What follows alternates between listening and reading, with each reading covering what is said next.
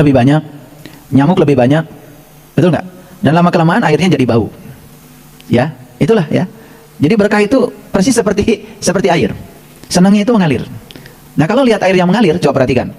Air mengalir di sungai, walaupun di ujungnya kotor, tapi karena mengalir terus, lama-kelamaan mengendap, sampai di ujung bawah itu menjadi jernih. Itulah pentingnya mengalir, karena mengalir itu bisa menjernihkan aliran. Tapi kalau diam, itu cenderung menimbulkan penyakit. Nah, oleh karena itu, maka kita selalu bersyukur kalau kita masih bisa menangkap pesan-pesan dari semesta ini lewat pembelajaran hidup, lewat pengalaman hidup, dan itulah yang akan menuntun kita untuk menjadi lebih baik. Itu yang dikatakan di Quran, walal akhiratu khairun laka minal ula. Jadi masa depan kita itu selalu cerah, gemilang, bahkan gamblang. Ada juga yang masa depannya gambling, bukan gamblang, karena dia tidak menyiapkan. Dianggap keberuntungan itu faktor kebetulan. Padahal tidak ada sebetulnya yang namanya faktor kebetulan. Keberuntungan itu harus melalui suatu pembiasaan yang disadari, pembiasaan yang sengaja. Nah, untuk mencapai hasil yang luar biasa itu, kita harus melakukan tindakan-tindakan kecil, ya. Tetapi tindakan itu mengarah kepada tujuan. Makanya saya sering mengatakan, tidak usah kita bergerak cepat. Yang penting bergerak maju, walaupun sedikit-sedikit. Nah, ini kan majunya sedikit, mundurnya banyak. Itu yang menyebabkan bukan treadmill lagi tuh, ya. Kalau treadmill masih mending ya. Ya, lari di tempat, lelah, capek, tapi ada untungnya, ya, keringetan, walaupun nggak kemana-mana. Ini bukan treadmill lagi, mundur ke belakang. Nah, inilah ya yang sering terjadi pada kebanyakan orang. Oleh karena itu, hari ini saya akan mencoba membedah sesuatu yang sangat langka ya di semesta ini, yaitu rahasia tentang supernova. Ya, supernova, tetapi kita akan melihat dari perspektif spiritual. Karena kalau supernova dari perspektif sains itu banyak yang membahas. Jadi kalau di YouTube itu yang membahas supernova banyak, tapi perspektif sains, perspektif fisika, perspektif astronomi. Nah, hari ini kita akan membahas dari perspektif spiritual. Apakah ada kaitan ya antara supernova dengan spiritual itu? Nah, oleh karena itu saya ingin menunjukkan dulu gambar-gambar supernova ya, Kang Firman. Bapak Ibu mungkin belum begitu kenal ya. Ada nova, ada supernova. Makanya banyak ya orang yang memberi nama anaknya Nova. Nova itu sebetulnya sesuatu yang baru, ya. Jadi bintang baru yang terbentuk disebut juga nova. Pokoknya segala sesuatu yang baru biasanya disebut nova. Jadi nova itu inginnya pemikirannya baru, ya, kesadarannya baru, ya, gitu. Bukan hanya bajunya yang baru, tapi yang paling penting itu kesadarannya selalu baru, ya. Jadi supernova itu sebetulnya adalah ya ledakan bintang. Jadi bintang itu bahan bakarnya adalah hidrogen. Ketika bahan bakarnya habis, bintang itu, maka dia akan mengakhiri hidupnya dengan cara meledakkan diri. Itu yang di Quran disebut an-najm atau bintang mati. Tetapi ketika ledakan itu terjadi, maka setiap ledakan pasti akan meradiasikan energi. Nah, energi yang diradiasikan itu ya, itu kadang-kadang disebut juga debu semesta, debu kosmik yang disebut dengan nebula, ya, sehingga menghasilkan warna yang berkilauan, warna-warni, ya. Itu yang disebut dengan supernova. Coba Bapak Ibu perhatikan ya, matahari ya, matahari setiap pagi kita berterima kasih pada matahari. Sering berterima kasih pada matahari. Sering ya, pagi-pagi itu tatap terima kasih sama matahari. Kan matahari itu ayah kita. Kalau nggak ada matahari itu nggak ada manusia. Karena kalau nggak ada matahari tidak ada yang tumbuh di bumi ini. Kalau tidak ada yang tumbuh tidak ada makanan. Kalau tidak ada makanan nggak ada manusia. Makanya inilah ya, kita itu yang kecil gini aja kadang-kadang tidak disadari. Pagi-pagi lihat matahari udah aja. Padahal tatap sebentar, kemudian ucapkan terima kasih atas berkah yang diberikannya. Karena suatu saat ini matahari yang menyinari kita ini itu akan mati. Ya, itu akan mati ya. Matahari ini umurnya sekarang ini sekitar 13 miliar tahun. Dan nanti suatu saat akan mati ketika hidrogen ya yang dibakar terus-menerus itu dengan reaksi nuklir itu habis. Dan ketika matahari itu hidrogennya habis, dia akan meledakkan diri. Nah, dalam ledakan itu akan dihasilkan nova-nova baru, bintang-bintang baru. Jadi sebetulnya alam semesta ini akan terus berekspansi, terus berkembang. Ya, itu yang disebut dengan supernova. Jadi ledakan bintang yang sudah kehabisan bahan bakar, itu bahasa awamnya lah. Saya tidak akan bicara terlalu dalam secara fisika karena nanti takut Bapak Ibu mungkin pusing terjebak oleh kerumitan secara fisika. Oke, sekarang perhatikan. Saya mau tunjukkan beberapa contoh gambar supernova. Ini karena terang ya, jadi tidak terlalu jelas, jadi silau ya. Ini gambar supernova. Kalau Bapak Ibu perhatikan ya, gambar ini ya.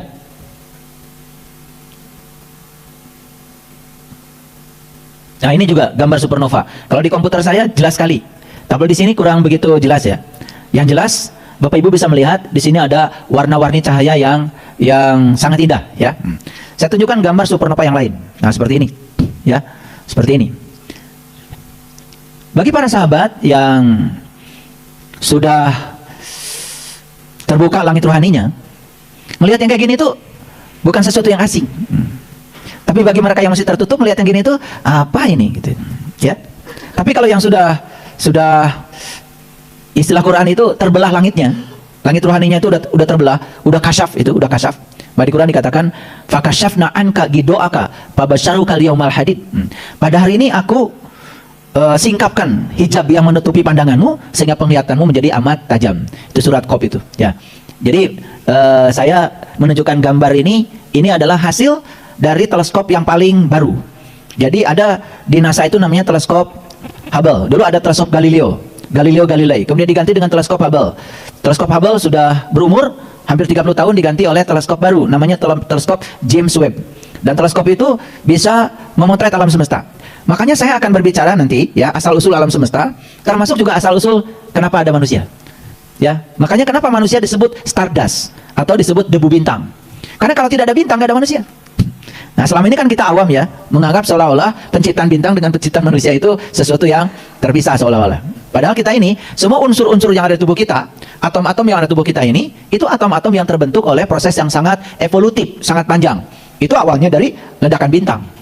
Maka nanti saya akan jelaskan kenapa terbentuk hidrogen, helium, kenapa atom-atom yang lain terbentuk di sini. Ya, ada natrium, ada kalium, ada ferum, ada aurum, ada argentum. Ya, jadi di tubuh kita ini paling tidak sekitar ada 140 unsur pembentuk tubuh kita yang diklasifikasi menjadi 4 kelompok: unsur tanah, unsur air, unsur udara, dan unsur api. Coba unsur udara aja di sini ya, banyak sekali di sini gas. Ada karbon dioksida, ya, ada nitrogen, ada hidrogen, ya, ada gas metan, macam-macam di sini, ya, banyak sekali. Ya, cuma karena tidak kelihatan, ya, seolah-olah tidak ada. Ingat ya, yang tidak kelihatan itu belum tentu tidak ada. Ya, ini gambar supernova yang terbaru. Saya tunjukkan lagi. Ini juga gambar supernova, ya. Mungkin kalau para sahabat yang sudah bisa melihat kebesaran Tuhan dalam dirinya, melihat yang kayak gini itu merinding-merinding ya. Kenapa? Karena bukan sesuatu yang asing gitu loh. Ya, bayangkan ya, para nabi, para rasul udah lihat ini, tapi teleskop yang canggih belum ada. Dan mereka melihatnya bukan lewat teleskop yang buatan manusia, langsung lewat teleskop buatan Tuhan yang bernama tubuh ini. Makanya siapa yang sudah bisa menggunakan tubuhnya sebagai teleskop, itu dia bisa menyaksikan semua keajaiban ini. Saya tunjukkan lagi ya. Nah, ini juga salah satu jenis supernova. Nah, ini juga ya, jenis supernova. Jadi alam semesta ini banyak sekali ya jenis-jenis supernova. Oh, indah sekali ya. Indah sekali. Wah, makanya beruntung sekali ya kalau mereka yang sudah bisa menyaksikan ini di dalam dirinya. Oke, saya tunjukkan lagi. Ini juga gambar supernova. Ya. Indah sekali. Ini tahun 87. Kenapa ada istilah A di sini, supernova 1987A? Karena supernova itu terbagi dua. Ada supernova yang masih mengandung oksigen, ada hidrogen, ada supernova yang non hidrogen. Nah, itu kemudian ada 3 tipe, ada tipe A, tipe B, tipe C. Ini yang terekam ini tipe A ini, ya. Udah, kalau saya bicara ini jangan terlalu dipusingkan ya, nanti kepalanya jadi pusing. Tapi saya mau menunjukkan ini fakta-fakta ilmiahnya dulu, baru nanti saya masuk ke spiritual. Oke. Nah, ini salah satu gambar yang ditangkap oleh teleskop Hubble ya, teleskop Hubble. Ya. Ini teleskop Galileo. Ini masih tahun 87. Karena teleskop Hubble itu mulai diluncurkan tahun 90. Tahun 90. Nah, ini adalah nebula, cincin nebula. Jadi kita melihatnya seolah-olah cahaya ya dari kejauhan. Padahal siapa tahu di sini tuh ada galaksi ya, ada miliaran bintang, cuman karena saking jauhnya kita hanya melihat cahaya aja. Nah, ini juga contoh dari supernova Kepler. Nah, jadi ada orang fisika namanya Johannes Kepler. Dia yang menemukan tiga hukum astronomi ya. John Kepler. Johannes Kepler itu menemukan hukum Kepler 1, 2, 3 itu di fisika ya. Ini hasil ini yang paling baru ya. Ini adalah mawar merah. Ini juga jenis supernova ya. Nah, jadi kalau saya tunjukkan semua jenis-jenis supernova tentu tidak cukup waktu. Tetapi sebetulnya apa sih supernova itu? Saya mau jelaskan sedikit. Mohon izin ya, saya pakai ini biar ngerti. Nah, alam semesta ini awalnya kosong ya. Tetapi yang kosong itu sebetulnya menjadi bibit untuk terciptanya semua yang bersifat materi. Makanya ada dua realitas, ada realitas energetik, ada realitas fisik. Nah, realitas fisik ini terjadi karena adanya realitas energetik. Jadi jangan menganggap bahwa yang tidak kelihatan, yang kosong ini kosong. Perhatikan saya, ya perhatikan saya. Bapak Ibu sekarang sedang mengambil energi dari ruang kosong lewat nafas. Berarti di sini ada energi nggak? Ada, ya. Dan yang mengambil energi dari ruang ini bukan hanya manusia. Hewan ngambilnya dari sini, tumbuhan ngambil dari sini, betul nggak? Dan kita satu dengan yang lain itu terhubung nih oleh ruang kosong ini. Dan ruang kosong ini, saya sering mengatakan, saking luar biasanya, ya, saking luar biasa nilainya, ruang kosong ini, ya, tidak ada jualannya. Makanya dalam hidup ada dua, ada yang berguna, ada yang bernilai. Pilih mana Bapak Ibu? Yang berguna atau yang bernilai? Yang berguna atau yang bernilai? Nah, pilih yang mana? Atau tidak mengerti? Ini perhatikan. Emas itu bernilai. Emas bernilai kan? Ya. Tapi emas bisa dipakai nggak? Nggak bisa. Emas itu yang dipakai ruang kosongnya. Coba, ini emas nih, emas ya. Itu gelang itu. Kalau nggak ada ruang kosongnya bisa nggak dipakai? Ya. Nah, yang bernilai itu emasnya, ada harganya.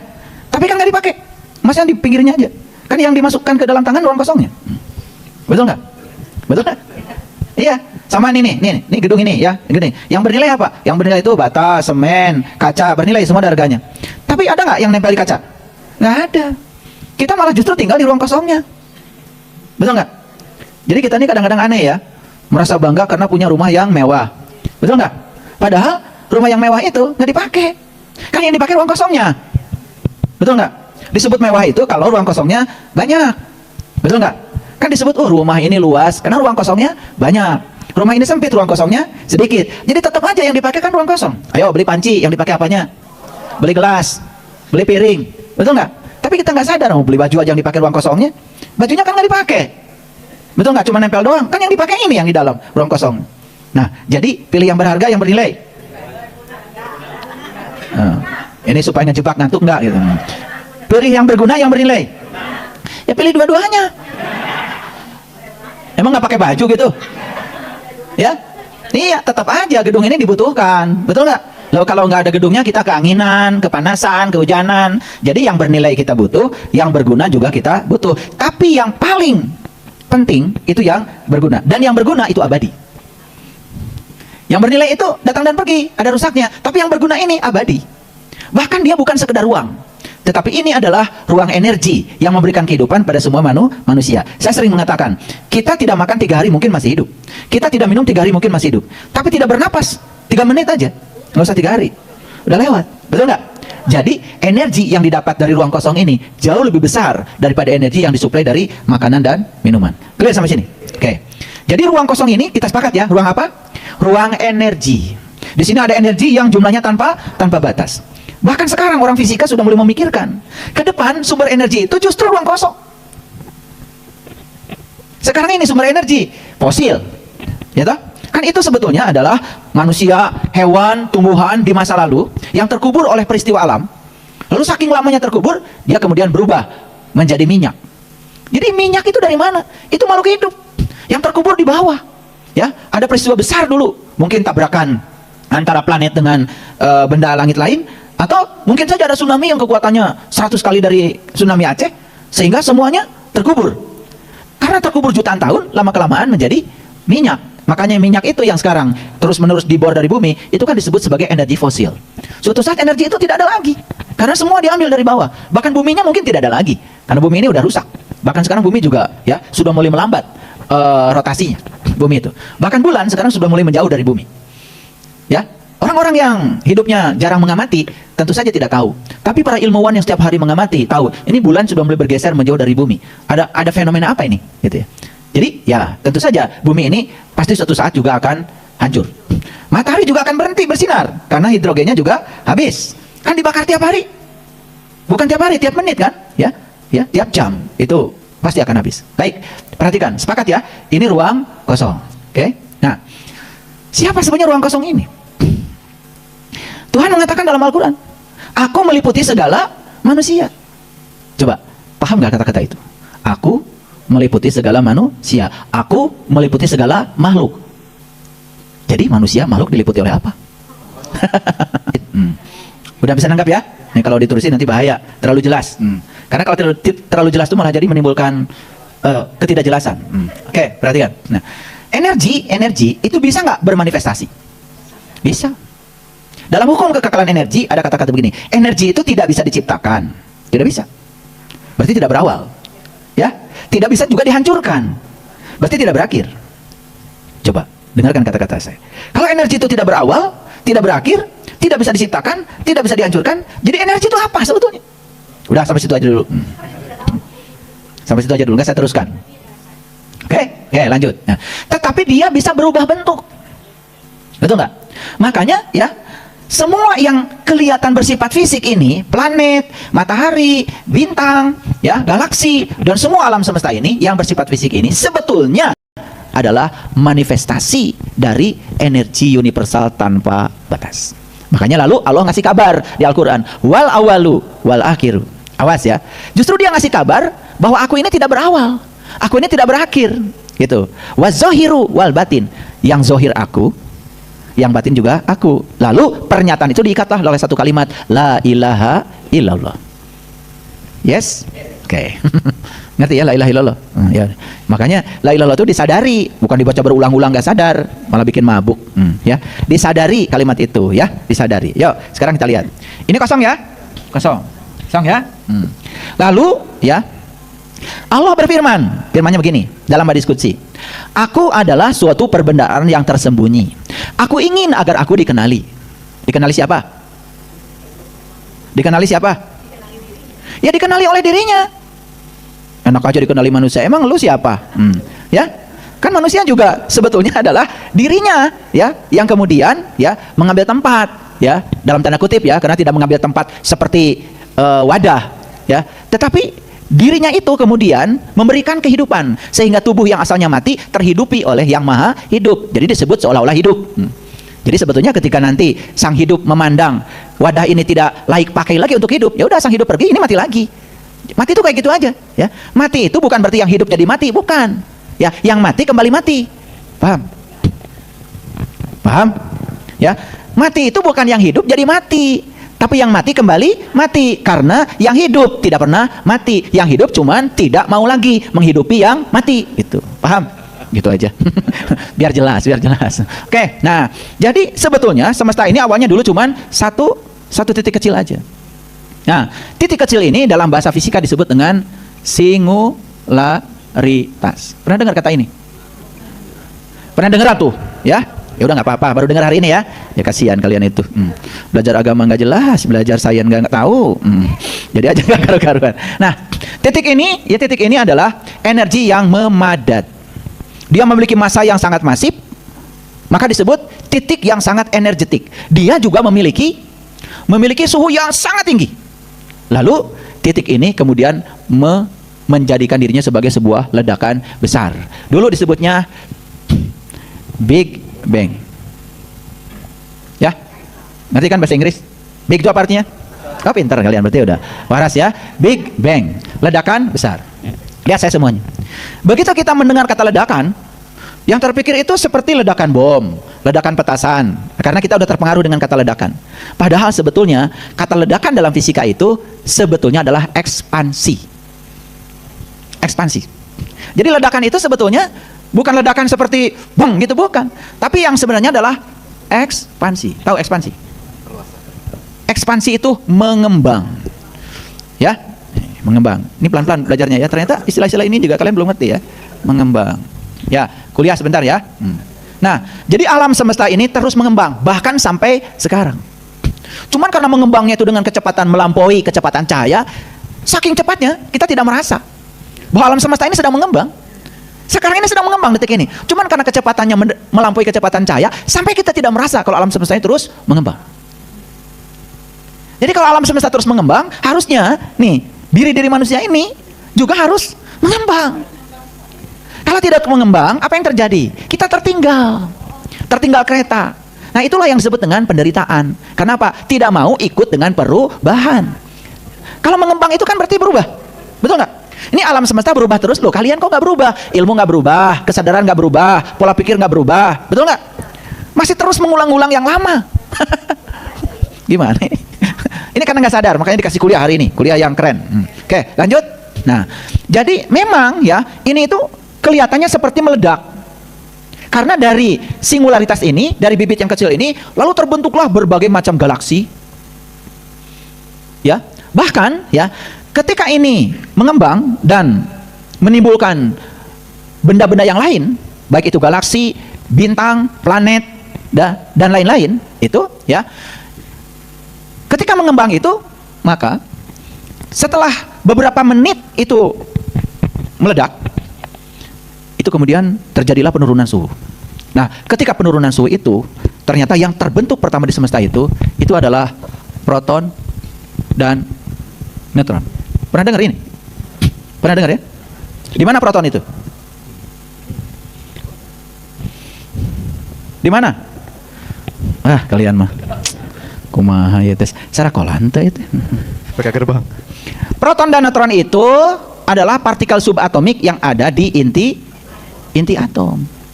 Inti atom disebutnya nuklir. Maka sekarang ini ya, orang sudah membuat bom nuklir. Dulu bom atom saja itu sedemikian dahsyatnya. Padahal bom atom itu baru kulit luarnya yang diberdayakan. Sekarang bom nuklir, nukleusnya, inti atomnya yang direkayasa. Makanya kalau perang dunia ketiga terjadi, dunia ini habis. Kalau semua pakai nuklir, kalau manusia mulai tidak waras, hanya untuk memenuhi ambisinya. Ini bahaya ya. Sekarang sedang terjadi ketegangan yang luar biasa di Timur Tengah. Ya, tapi nggak usah takut. Kalaupun memang harus berakhir ya berarti satu siklus kehidupan sudah selesai ya nggak apa-apa. Tapi ingat ya, ingat, kesadaran tidak pernah mati. Ya kan? Diri sejati nggak pernah mati, ya. Cuma tubuhnya aja yang hancur, kemudian akan melanjutkan perjalanan selanjutnya bagi mereka yang tahu. Nah, yang terbentuk pertama ini neutron dan proton. Lalu karena terus mengembang, maka yang terbentuk berikutnya apa? Yang terbentuk berikutnya itu adalah atom. Kalau ini kan baru inti atom. Nah, sedangkan dalam atom itu ada inti atom, ada elektron yang bergerak mengelilingi inti atom. Nah, elektron itu terbentuk kemudian. Nah, ketika terbentuk atom yang terbentuk pertama kali itu cuma dua. Yang pertama adalah hidrogen, yang kedua adalah helium. Nah, helium ini terbentuk juga lewat proses evolutif jutaan tahun. Hidrogen mengalami yang namanya termonuklir. Jadi terbentuklah yang namanya hidrogen. Nah, terus bumi ini mengalami proses sehingga terbentuklah atom-atom yang lain. Natrium, kalium, magnesium. Itu unsur-unsur yang membentuk tubuh. Dari mana kita mendapatkan atom-atom itu? Dari makanan, dari minuman. Kan kalian tiap hari minum air mineral. Tahu artinya mineral? Nggak tahu. Tiap hari minum air mineral. Ya Allah. Itu di dalam air itu semua atom ada. Natrium ada, kalium ada, magnesium ada. Zat-zat yang dibutuhkan untuk pertumbuhan tubuh. Makanya sangat masuk akal kalau manusia itu disebut stardust, yaitu debu bintang. Karena kalau tidak ada ledakan ini, tidak terbentuk proton dan neutron, tidak ada inti atom, tidak ada hidrogen dan helium, tidak ada atom-atom yang lain. Nah, atom-atom yang lain itu terbentuk lewat proses evolusi yang sangat panjang. Itu belum jadi manusia, belum. Ya, bahkan 6 miliar setelah itu bumi ini baru mendingin. Makanya kata orang tua ya, ini ada dialog tuh antara si Semar dengan Cepot. Ya, Cepot. Kata Cepotnya bener Bapak. Iya dunya masih kene genjelong, ya. Batu masih biye kene. Nah, nanti diterjemahkan. Ya. Cenah Bapak geus aya gitu. Cek si Cepot teh ke Semar. Jadi Cepot sedang bicara kepada bapaknya Semar. Katanya dunia ini masih belum mengeras. Kan kalau baru ledakan itu belum mengeras, belum mendingin. Ya, masih empuk dunia ini, batu-batu juga masih empuk itu. Katanya kata si Cepot, itu Semar sudah ada, bahkan sudah jualan cireng. Nah, itu karena orang mengerti Semar itu ya wujudnya. Nah, tentu saja yang namanya Semar yang dimaksud itu adalah jati diri. Nah, ya, itu sudah ada itu. Jadi sebetulnya jiwa-jiwa itu sudah ada, sedang menumbuh rumah untuk mengalami pengalaman hidup. Tapi prosesnya tidak langsung jadi manusia, ini dulu. Ya. Sebelum terbentuk semua unsur-unsur yang dibutuhkan untuk jadi manusia, belum ada manusia. Dan prosesnya berlangsung selama miliaran tahun. Jadi yang dibentuk di semesta ini apa dulu? Atom-atom dulu. Semua unsur-unsur yang dibutuhkan untuk terjadinya manusia. Jadi di sini tuh kompleks sekali, ya, kompleks sekali. Isinya ini adalah atom dan molekul. Atom itu membentuk molekul. Molekul juga macam-macam. Ada molekul air, namanya H2O. H2O. Berarti apa itu? 2 molekul hidrogen, 1 molekul oksigen. Nah, hidrogen itu atom, oksigen itu atom. Ketika berpadu dia jadi molekul. Molekul banyak sekali, ya. Wah, itu semua makanan kita itu kan molekul. Di satu sayuran aja molekulnya banyak, ya kan? Luar biasa. Pernah belajar kan? Atau baru hari ini? Aduh, nggak apa-apa. Tapi rumus molekul air tahu kan? Ya udah. Nah, jadi molekul HCl. Apa HCl? Apa? Uyah. Ya, ya, hidrogen ditambah klorida. Banyak molekul-molekul itu, ya. Ada H2SO4. Asam sulfat. Udah, ya, banyak itu. Nah, itu di kimia itu dilihat, ya, tidak disebut namanya, tapi disebut atom-atom yang membentuknya apa saja. Nah, molekul membentuk lagi menjadi padatan. Udah kompleks lagi. Inilah jadi manusia. Jadi sadar nggak bahwa sebetulnya ibu bapak kita itu sebetulnya lah yang ledakan itu. Dan kalau tidak ada ledakan itu kalian nggak ada. Cuman kita nggak mau belajar sampai ke sana, ya, nggak mau belajar sampai sana. Nah, ini belum ke spiritual, belum nyambung ke spiritual. Nah, perhatikan. Jadi ketika ini meledak, ya, sebetulnya ledakannya itu tidak acak. Buktinya teratur kan, betul nggak? Ini ada matahari, ada planet-planet, betul nggak? Ya, kemudian di antara planet-planet ada planet buat kita nih yang hidup sekarang nih, namanya bumi, betul nggak? Ya, terus jaraknya dari matahari itu tidak terlalu jauh, tidak terlalu dekat. Terlalu dekat panas, terlalu jauh dingin. Betul nggak? Hebat itu. Berarti teratur kan?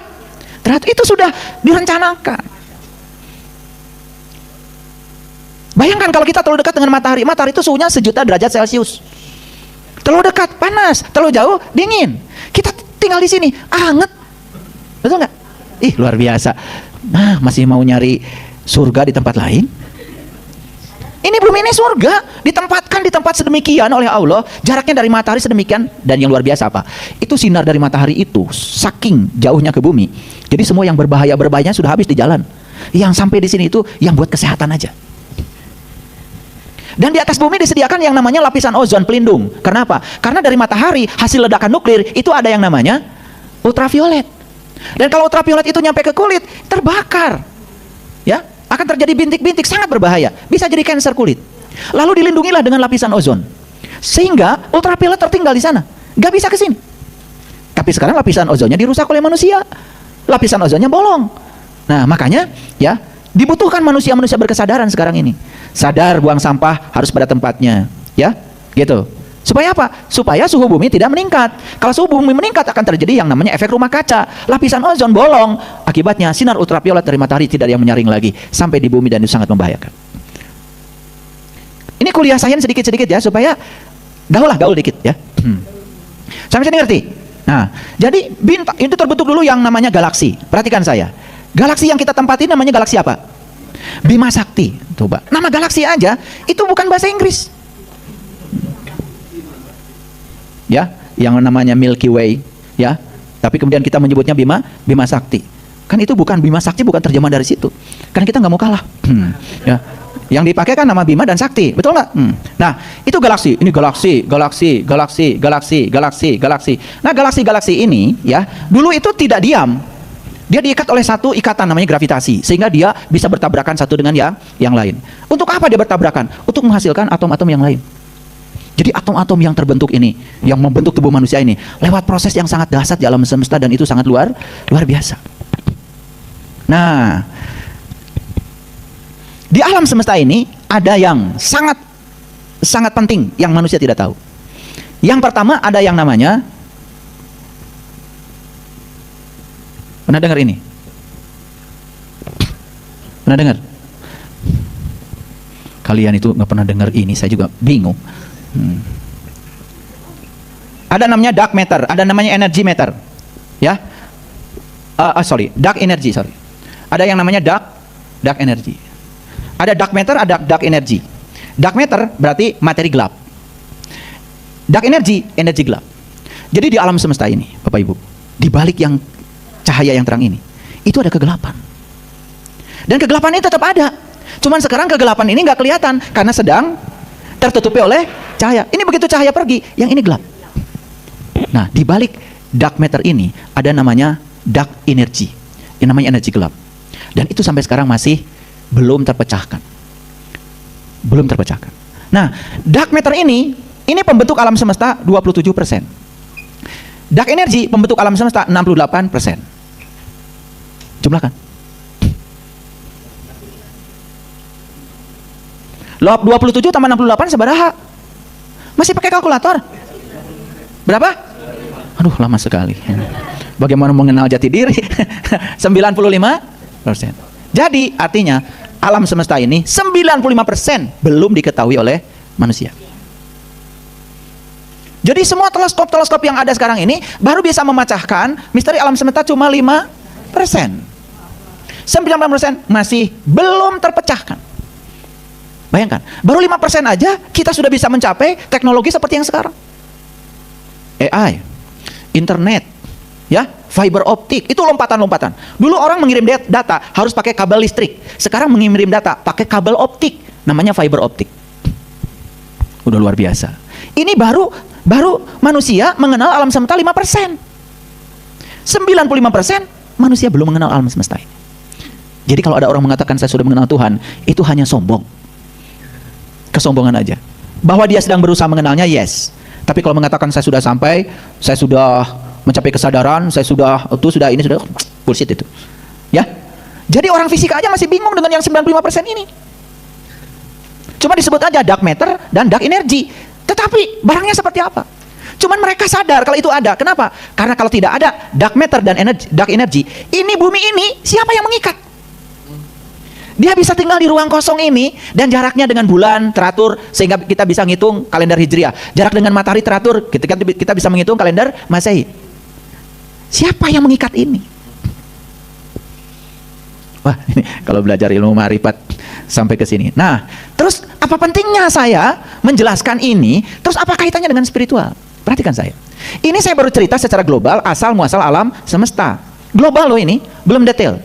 Saya kalau bicara bagaimana atom-atom itu membentuk tubuh manusia, wah itu perlu 60 SKS. Oke, sekarang gini, Bapak Ibu. Allah berfirman dalam Al-Quran. Ini firman lagi.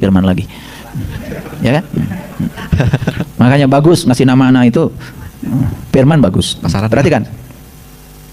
Inna fi khalqis samawati wal ar wahtilafil laili wan nahar la ayatil liulil albab. Sesungguhnya dalam penciptaan langit dan bumi ini la ayati, terdapat tanda. Tanda siapa? Tanda siapa? Tanda Tuhan. Kan Tuhan itu menciptakan alam semesta karena ingin dikenal. Dikenal oleh siapa? Dikenal oleh dirinya sendiri. Oke. Inna fi khalqis samawati wal ar wahtilafil laili wan nahar la ayati liulil albab. Sesungguhnya dalam penciptaan langit dan bumi ini dan silih bergantinya siang dan malam. Kenapa ada siang dan malam? Perhatikan saya. Adanya siang dan malam itu kan sebetulnya sederhana. Ini matahari sebagai pusat tata surya. Ini bumi. Si bumi ini mengalami rotasi. Dia tuh punya sumber rotasi. Sambil dia berotasi, dia berevolusi. Ngerti ya? Rotasi. Sambil dia berotasi, dia juga berevolusi. Jadi dia tuh sambil mengelilingi matahari, bumi ini muter cepat sekali. Loh kok kita tidak merasakan? Saking cepatnya. Sehingga resultan gaya pada kita tuh jadi nol. Kenapa? Ada udara. Ada atmosfer yang menahannya. Oke. Dia berputar terus. Jadi siang itu apa artinya? Sini, betul nggak? Kan matahari langsung ke sini. Siang, yang sini malam. Itu aja. Terus nanti karena dia berotasi, jadi gantian kan? Dalam 24 jam. Jadi yang sekarang nih dapat sinar matahari, yang sekarang terhalang kan oleh bumi, yang sana gelap kan? Betul nggak? Nanti kan berputar. Yang ini terang, kita yang ke sana gelap. Betul nggak? Tapi yang jelas alam semesta ini isinya adalah dark matter, dark energy. Dan sekarang gelap itu ada di sini.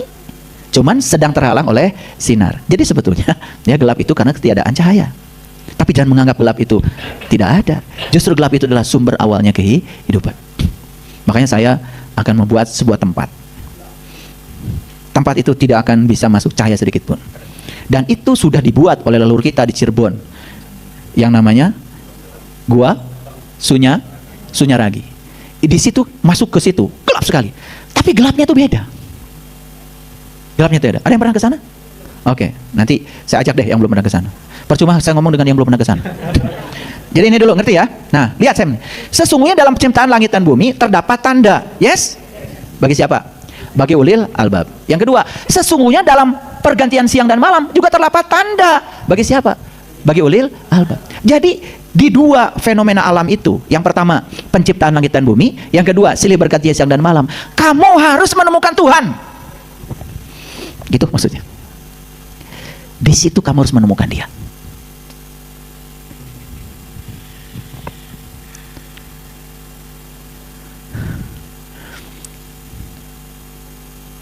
Yang bisa menemukan Dia itu terbatas. Hanya ulil albab. Siapa ulil albab? Allazina yazkurunallaha qiyaman wa qu'udan wa ala junubihim. Yaitu orang yang sudah bisa mengingat Allah berdiri, duduk, dan berbaring. Siapa orang itu? Dijelaskan dalam Quran surat Al-Insyikok, yaitu orang yang sudah terbuka langit ruhaninya. Orang yang sudah terbelah langit ruhaninya. Nah, dijelaskan di Quran surat Ar-Rahman ayat 37 dengan kata-kata faida sakotis sama ufakanat wardatan kadihan. Ketika langit rohanimu terbuka, maka kamu akan menyaksikan merah mawar seperti kilapan minyak. Nah, nyambung sekarang?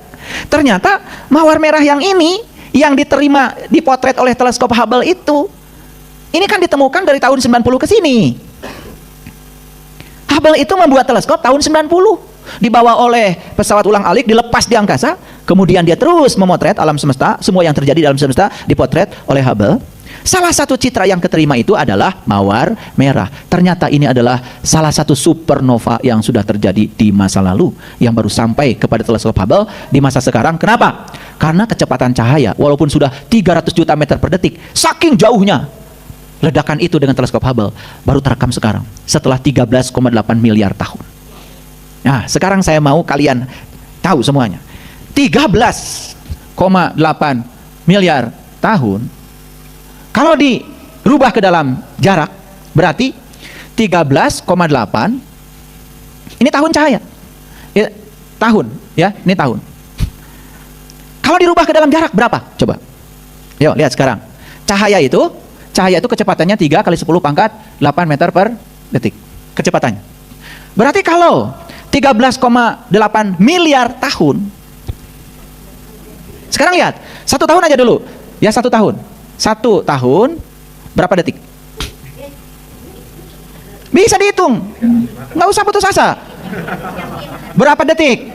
Gimana kalian itu gini aja udah putus asa? 1 tahun itu berarti 365 hari. Ya, 1 hari 24 jam. 1 jam 60 menit. Kali 60 detik. Nah, ini sekian detik. Kalikan. 1 tahun itu sama dengan sekian detik. 365 kali 24 kali 60 kali 60 detik. Jadi setahun itu sekian. Daripada pusing-pusing, dikurungin aja sama saya. Nah, gitu, udah selesai. Betul? Nah, sekarang cahaya itu bergerak dalam 1 detik 300 juta meter.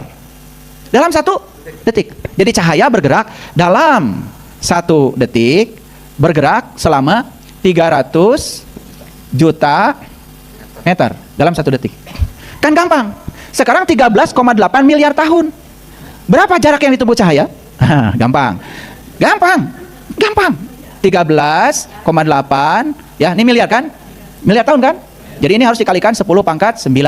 Betul? Miliar. Ya kan?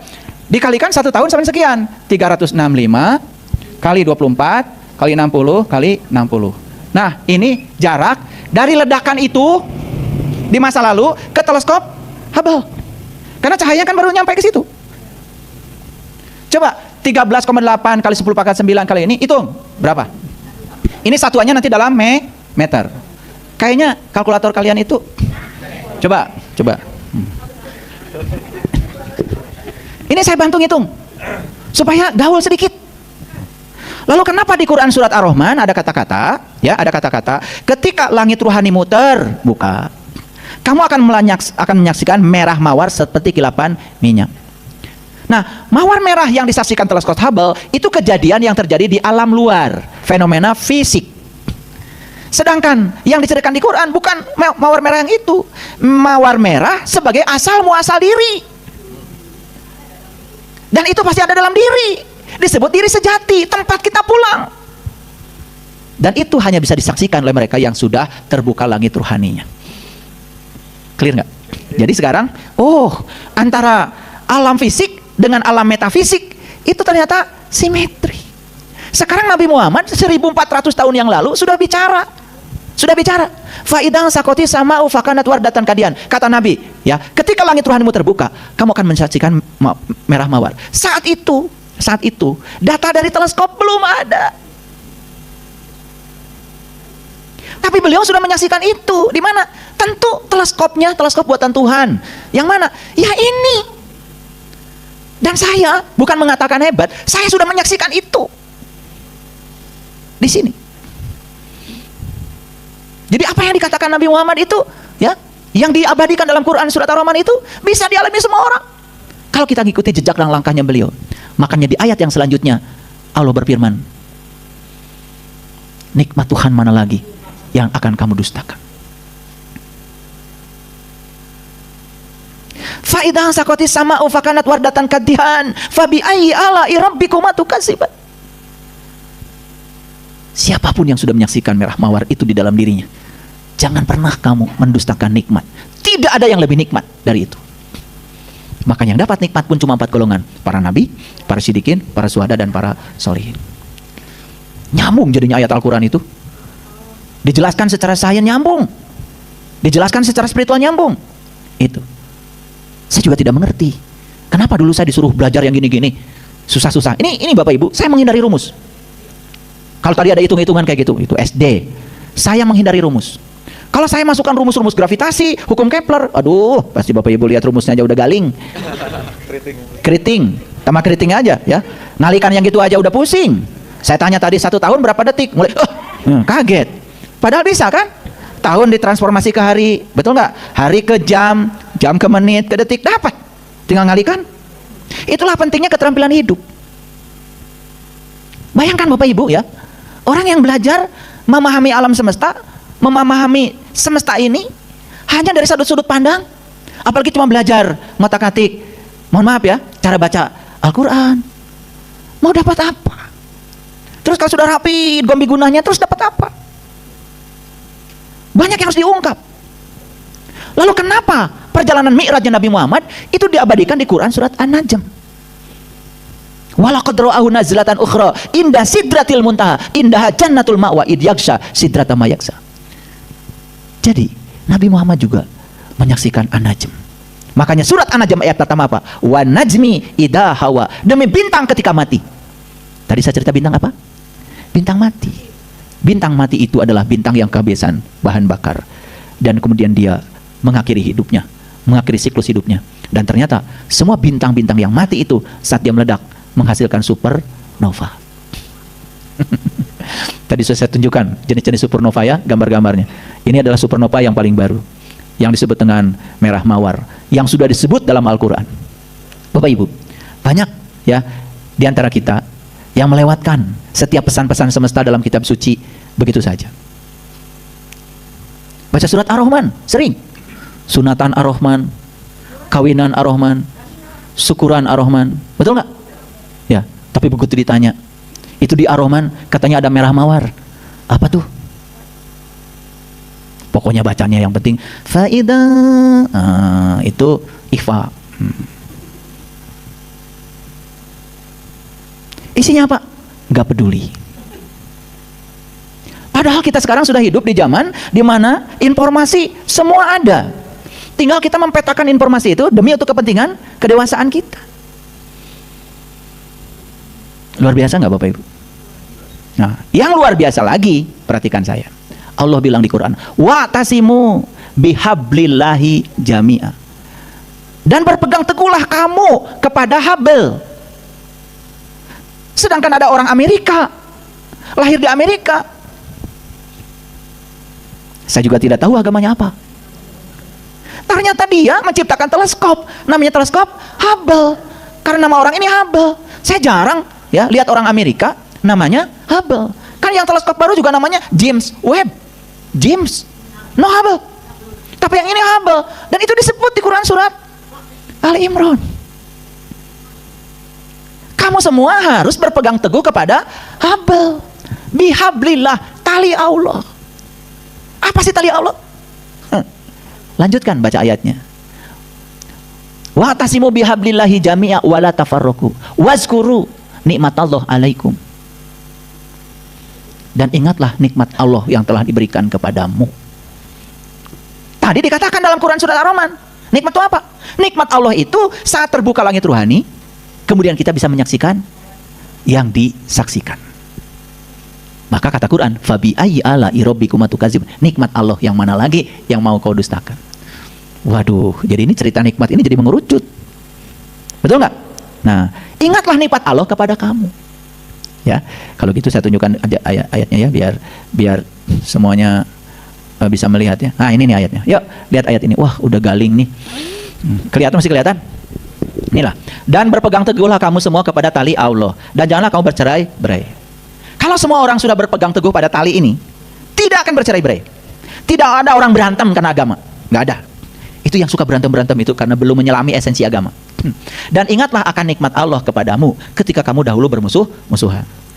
Dulu kamu bermusuh-musuhan karena belum sadar. Kemudian kata Allah, maka Allah mempersatukan kolbumu. Ini yang dipersatukan apa? Kolbumu. Ini bahasanya sederhana ya. Ya, fa'allafa baina qulubikum. Yang dipersatukan tuh kolbunya. Nih. Dulu kamu bermusuhan. Tapi setelah dipersatukan kolbunya, dipersatukan. Siapa yang persatukan? Yang mempersatukan tuh tali. Ayo. Kan sapu lidi itu asalnya bercerai-berai. Siapa yang menyatukan? Tali. Setelah diikat oleh tali, ingat, tali itu buat mengikat. Kalau ngerti ayat ini, kalau ngerti aja, ya.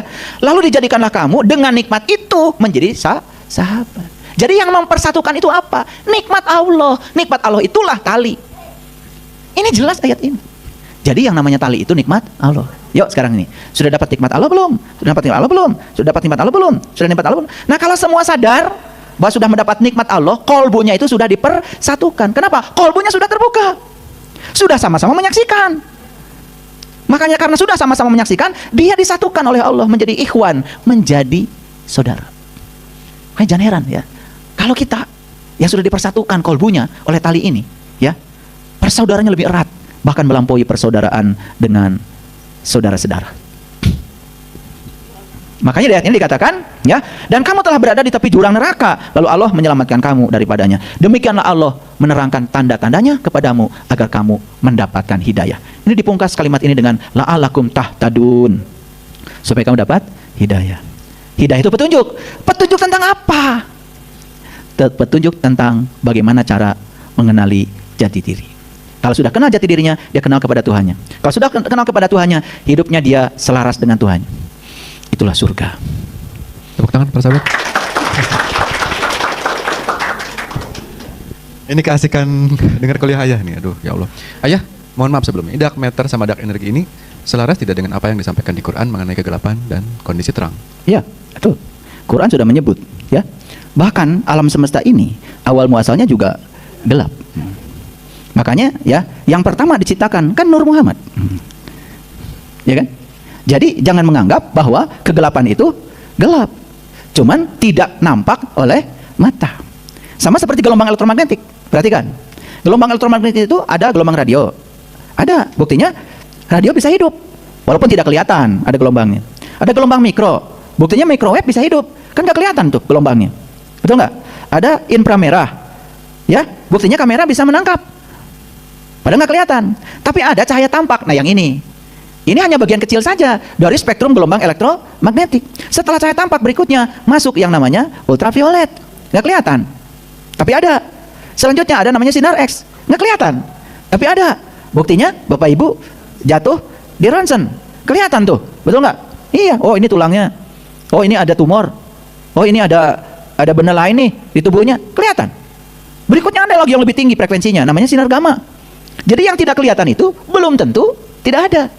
Nah, kenapa orang fisika bicara dark matter dan dark energy? Karena ternyata efeknya ada, walaupun tidak kelihatan. Efeknya ada, efek gravitasinya terukur, gitu. Jadi akhirnya disimpulkan bahwa pengendali alam semesta ini bukan yang 5%, yang 95%, dark matter and dark energy. Dan itu belum kelihatan. Jadi betapa kita ini sombong kalau mengatakan saya sudah mengenal Tuhan.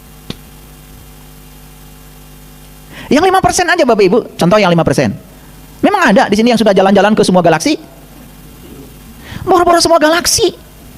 Ini orang Bekasi aja, belum tentu semua Bekasi tahu. Betul nggak? Ini se-Bekasi aja. Gini, ada orang Jakarta nih. Orang Jakarta tuh belum tentu sudah jalan-jalan ke semua pelosok Jakarta. Orang Bogor belum tentu sudah jalan ke pelosok Bogor. Itu di peta Bogor, nggak ada. Jakarta nggak ada. Di peta galaksi loh. Betul nggak? Ya di peta Jakarta ada. Saya bicara di peta galaksi. Bahkan bumi yang katanya gede ini, itu di peta galaksi nggak kelihatan. Lalu apalagi Jelekong? Di mana Jelekong? Ya, coba perhatikan. Bumi aja ada nggak di sini yang sudah keliling dunia? Nih keliling dunia aja belum. Apalagi keliling planet. Apalagi keliling bintang. Betul nggak? Itu baru yang 5% aja. Segitu luasnya, apalagi yang 95%. Jadi sungguh sangat tidak masuk akal kalau ada orang kemudian mengklaim dirinya sudah mencapai ini, mencapai itu. Makanya saya kasih tahu Bapak Ibu, makin tinggi ilmu kita, kita tuh makin tidak tahu apa-apa. Orang yang sering merasa dirinya tahu, bahkan menghakimi orang lain, itu karena nggak berilmu. Yang suka menghakimi orang, oh ini sesat, ini salah, ini itu nggak berilmu. Kalau ilmunya udah luas, tidak berani lagi. Kenapa? Alam semesta yang 5% aja kita belum kuasai. Boro-boro yang 5%. Di 5% itu saya mau nanya Bapak Ibu, Indonesia itu di sebelah mana? Betul nggak? Sedangkan Indonesia aja kita belum jalan-jalan. Betul nggak? Saya tahu beberapa pulau, saya pernah ke Kalimantan, tapi saya juga belum pernah jalan-jalan ke gang-gangnya. Betul nggak? Saya pernah ke Sumatera, semua udah, ya semua provinsi udah. Ya saya udah ke Sulawesi, ya semua provinsi udah. Tapi kan ada kabupaten, ada kecamatan, ada desa, ada RT. Wah, itu aja udah. Jadi betapa terbatasnya kita. Makanya sebetulnya puncaknya belajar itu ya kita menjadi orang yang tidak tahu apa-apa, tidak bisa apa-apa, tidak punya apa-apa. Bahkan kita ini bukan siapa-siapa. Kita ini menjadi sangat besar ketika kita mengidentikan diri sebagai siapa. Betul nggak? Baru menjabat aja di lingkungan kecil sudah petatang petenteng, betul nggak? Itu karena dia merasa sudah besar di lingkungan kecil, karena tidak pernah melihat alam semesta yang besar ini. Apalagi Bapak Ibu, kalau kita meniti ke dalam diri. Maka Allah bilang di dalam Al-Quran surat Al-Fusilat ayat yang ke-53, aku bentangkan kebesaranku di segala ufuk, dan yang paling penting aku bentangkan kebesaranku pada dirimu sendiri. Sudahkah kamu menyaksikannya? Kalau kamu bisa menyaksikan kebesaranku pada diri kamu, kamu sudah menemukan aku, kamu sudah menemukan kebenaran. Dan kita belum, banyak yang belum, ya, melihat tubuh ini cuman seonggok tulang dan daging saja. Kita tidak melihat keajaiban di belakang. Betul? Saya kemarin dapat gambar tentang foton. Pernah dengar foton? Ini Bapak Ibu cahaya ini tuh serombongan foton. Jadi foton itu adalah partikel cahaya. Ini cahaya tiap hari ketinggali. Ini cahaya. Nah cahaya ini ternyata yang datang ke kita itu serombongan paket-paket energi. Setiap paket energi namanya foton. Jadi kita lampu senter itu tuh foton. Ya. Ini cahaya yang ini foton. Ini foton. Ini semua foton. Ya. Nah, setiap ada cahaya yang datang kepada kita, itu berarti serombongan foton. Dalam satu senter aja ada berapa juta foton, nggak bisa ngitung. Nah sekarang ilmuwan sudah menemukan gambar untuk satu foton. Jadi ada ilmuwan fisika yang bisa memotret, ya, ini serombongan cahaya itu dipilah-pilah sehingga dipisahkan satu aja dan kemudian difoto. Dan fotonya persis seperti foto supernova. Foton. Satu partikel cahaya. Nah, satu partikel cahaya itu di fisika disebut namanya kuanta. Kuanta itu dari kuantum. Jadi kuantum itu paket. Kuanta itu paket. Nah, satu paket energi sudah diteliti oleh orang fisika. Satu paket energi itu energinya konstanta Planck dikalikan dengan frekuensi. satu paket energi itu. Nah sekarang berapa banyak cahaya yang datang pada kita? Itu bisa diukur intensitasnya. Berarti berapa miliar foton. Dulu zamannya Isaac Newton lahir, beliau mengatakan bahwa cahaya itu adalah ya serombongan energi yang kontinu. Ternyata begitu abad fisika kuantum, itu teori salah. Karena cahaya itu serombongan energi yang diskrit, tidak kontinu. Dan setiap energi yang datang itu sebetulnya serombongan paket. Nah itu mulai ditemukan ketika Einstein menemukan efek fotolistrik. Dan makanya Einstein dihadiahi hadiah Nobel karena penemuan efek fotolistrik. Tahu kan Einstein dapat Nobel? Enggak tahu ya, udah banyak udah. Tepuk tangan dulu teman-teman. Yang paling penting Lebaran dapat paket sembako. Cocok. Pusing nguri paket-paket energi. Baik, para sahabat, ayah boleh saya jawab? Oke. Ada yang mau nanya di studio? Kalau enggak saya lanjut ke penanya di layar, ayah. Oke, silakan. Pertama, ayah, bicara black hole, ayah. Katanya ayah belum menerangkan black hole. Apakah black hole juga bagian dari gugusan kemandalan ini? Gitu, ayah? Betul, ya. Jadi black hole itu, ya, ketika dia berekspansi, ada yang jadi bintang, ada yang jadi planet, ada yang jadi satelit buat planet, seperti bulan bagi bumi, ya. Kemudian ada juga yang ada yang jadi black hole. Bahkan black hole itu menjadi pusat energi. Jangan dikira loh, yang namanya black hole itu seolah-olah karena warnanya black, warnanya hitam, kemudian seolah-olah energi paling sedikit. Justru ya, black hole ini bisa menelan bintang-bintang. Saking kuat gravitasinya. Gitu. Makanya ya di fisika itu ada namanya teori radiasi benda hitam. Nah, jangan dikira kalau ada benda hitam, ya, benda hitam. Jadi benda hitam itu bukan benda yang berwarna hitam. Bukan seperti ini, Bapak pakai baju hitam. Bukan. Benda hitam itu semua benda yang di dalamnya ada atom, dan atom itu aktif, ya, di mana ada elektron mengelilingi atom. Setiap elektron mengelilingi atom, maka dia tertarik oleh gaya elektrostatik. Nah, ketika tertarik oleh gaya elektrostatik, maka dia mendapatkan gaya sentripetal. Maka dia akan dipercepat dengan percepatan sentripetal, dia akan meradiasikan gelombang elektromagnetik. Jadi setiap benda yang meradiasikan gelombang elektromagnetik disebut black body. Apakah Bapak Ibu black body? Black body. Coba pergi ke mall. Kesedot semua. Bukan. Begitu kita jalan, kaca terbuka. Berarti kita tuh ngasih energi dong. Sama sensor. Energi dari kita dirubah menjadi sinyal listrik. Jadi saklar. Sehingga saklarnya on. Maka dia pintu ngebuka. Kita sudah jauh nutup lagi. Gak sadar kalau kalian itu meradiasikan energi? Dasar. Ini masalahnya di kampung saya udah.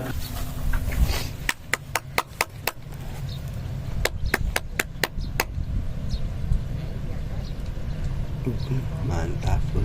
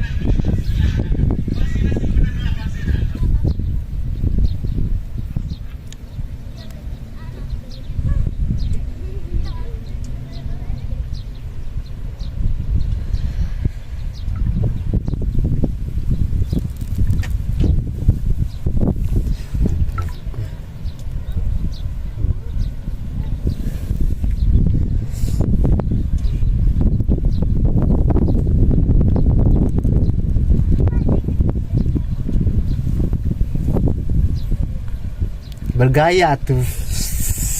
Muir. Tak gitu. Hore, nu happy, hore bahagia aku mata gitu ya mau.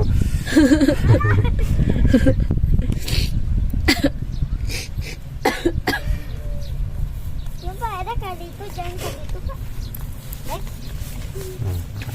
Kemana? Ti? Hah? Ada tadi tuh jalan-jalan. Ngeriling tadi. Yuk. Berarti kudu make ieu nya. Ieu mah. Atosan tuh, atosan. Salah. Sola. Mangga lanca.